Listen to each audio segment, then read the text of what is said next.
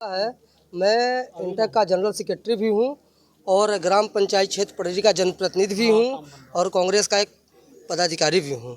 आज इतने दिन से यहाँ पर कंपनियाँ आई है, आप जब से एनसीएल आई है, ज़मीन ले ली है, रोजगार नहीं दी है। और जब से कंपनियाँ आ रही हैं, वो भी कंपनियों ने जो सीएसपी चलाने जितनी कंपनियाँ आती हैं, बिजनेस से लेके हेम्स तक, यहाँ के लोगों को सिर्फ छला जा रहा है, यहाँ के लोगों को सिर्फ ठगा जा रहा है।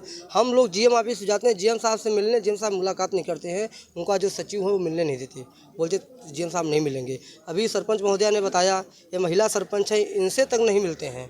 और बड़ी बात भैया यहाँ के है कि यहाँ से टेलर से हम लोग मरते हैं, यहाँ खेती बताए कि हम लोगों की नष्ट होती है। यहाँ हम लोग अगर पानी के लिए बोर करवाते हैं भैया, पानी नहीं मिलता है। हमारी मवेशी खुली हुई, उनके लिए कोई सुविधा नहीं है और हमारी खेती जाना नहीं हो रही है। हम लोग क्या करें, कहाँ जाएं? एक आधार हमारे लिए है रोजगार, और जब हम लोगों को रोजगार भी नहीं मिलेगा तो हम लोग क्या खाएंगे, क्या पिएंगे? ये सारी स्थितियाँ भैया। आज एनसीएल है भैया, सीएसआर फंड है, सीएसआर फंड कोई फायदा ही नहीं इन 8 गाँव के क्षेत्रों को। सीएसआर फंड से कोई पानी वानी का कोई कुछ भी नहीं, किसी भी प्रकार से। ये नहीं कम से कम सिलाई मशीन बांट दे सीएसआर फंड से, ये चाहिए स्कूल के लिए कुछ व्यवस्था दे दें सीएसआर फंड से, है ना, मच्छरदानी दे दें। गांव के विकास के लिए कोई काम नहीं, कोई 1% कोई काम नहीं। हम लोग कुछ काम मांगने जाते हैं तो इधर उधर, वो जानते क्या करते हैं, कोई दूसरे लोगों को बुला करके उनको टेंडर देते हैं और उधर ही जाके बेच करके सामान खरीद के लाते हैं, ठीक ना।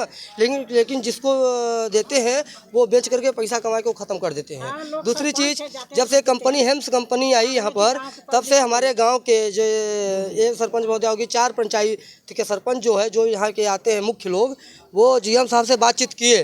जीएम साहब का वीडियो मैं आपको दिखा दूंगा। जीएम साहब के बातों की खुद वैल्यू नहीं है।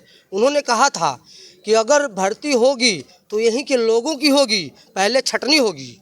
यहाँ से जो बाहर के लोग हैं उनको छांटा जाएगा और रखा जाएगा प्रभावित। यही आदेश कलेक्टर साहब हाँ, छांटा जाएगा और रखा जाएगा यहाँ के प्रभावित और विस्थापित को। लेकिन आज 3 महीना पूरा हो गया, लेकिन छटनी तो नहीं हुई, लेकिन 20 लोगों की नई भर्ती हो गई, वो भी बाहरी लोगों की हो गई। यहाँ से एक भी लोगों की भर्ती नहीं हुई है। क्या करेंगे अभी जब काम बंद है, अब आगे क्या सोच रहे हैं? बंद किए हैं, कंपनी नुकसान हो रहा है। जब इनको खुद फर्क है नहीं तो क्या फर्क, घर में बैठे थे, यहाँ भी बैठे रहेंगे। लेकिन भैया जब तक ये लोग रोजगार नहीं देंगे, हम लोग यहाँ से हटेंगे नहीं। या अगर हमको यहाँ तंबू तनना पड़ेगा, तंबू तनेंगे।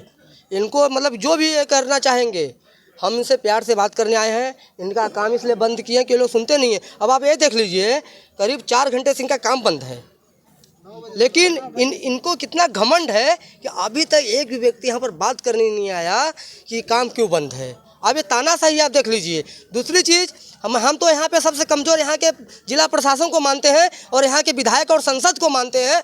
जो ये सरपंच हैं, ये छोटे जनप्रतिनिधि हैं, ये जनता के साथ खड़ी हैं। लेकिन बड़े शर्म की बात है, सिंगरौली में 3-3 विधायक हैं, सांसद हैं, सिंगरौली जिले से महिला मंत्री हैं, लेकिन आज तक सिंगरौली के लोगों को रोजगार दिलाने के लिए एक भी आवाज़ नहीं उठाई। अरे मैं गर्व करता हूँ सीधी के विधायक को, जो अपने क्षेत्र की जनता को रोजगार दिलाने के लिए लेटर पैड से लिखती हैं। और मैं संसद जी की निंदा इसलिए करूंगा क्योंकि संसद जी सीधी वालों को रोजगार दिलाने के लिए लेटर लिखते हैं। अरे सिंगरौली के विधायकों, आपको सीखना चाहिए सीधी के विधायक से, जो कि आपके जेब से, आपके घर से नौकरी वो वहाँ छीन के ले जा रहे हैं। तुम्हारी हिम्मत नहीं है, तुम अपने स्थानीय लोगों को रोजगार दिला दो। और बहुत शर्म आती है जिला प्रशासन पर भी कि कलेक्टर साहब यहाँ बैठे हुए हैं। कलेक्टर साहब चाहे तो क्या न हो, कलेक्टर साहब के आदेश का ये कंपनियां मजाक उड़ा रही हैं। कलेक्टर साहब जिला के प्रशासन हैं, कलेक्टर साहब कहेंगे बंद तो काम बंद, यानी कलेक्टर साहब मतलब सरकार। लेकिन कलेक्टर साहब क्या कह नहीं रहे हैं कि उनका सुना नहीं जा रहा है, या फिर वो कड़ा एक्शन नहीं ले रहे हैं, या फिर उनके पास क्या मजबूरी है। जिला प्रशासन और विधायक संसद एकदम नाकाम है, यहाँ के लोगों के साथ सिर्फ छल करते हैं। भैया अभी प्रतिदिन, चाहे बैढ़न हो, चाहे गोरबी हो, चाहे सिंगरौली हो, चाहे नवानगर हो, प्रतिदिन सड़क दुर्घटना में लोग मर रहे हैं। आज भी एक मौत हुई है आपके नवानगर में हुई है। वहाँ देखेगा प्रशासन क्या बोलेगी, जाकर विधायक संसद फिर के झांकने नहीं जाएंगे और प्रशासन वहाँ पे उन लोगों को डराएगी। लास्ट में क्या होगा, प्राण तो चला जाएगा, लेकिन मजा कोई बाहरी मारेगा, अधिकारी आके हड़काते हैं।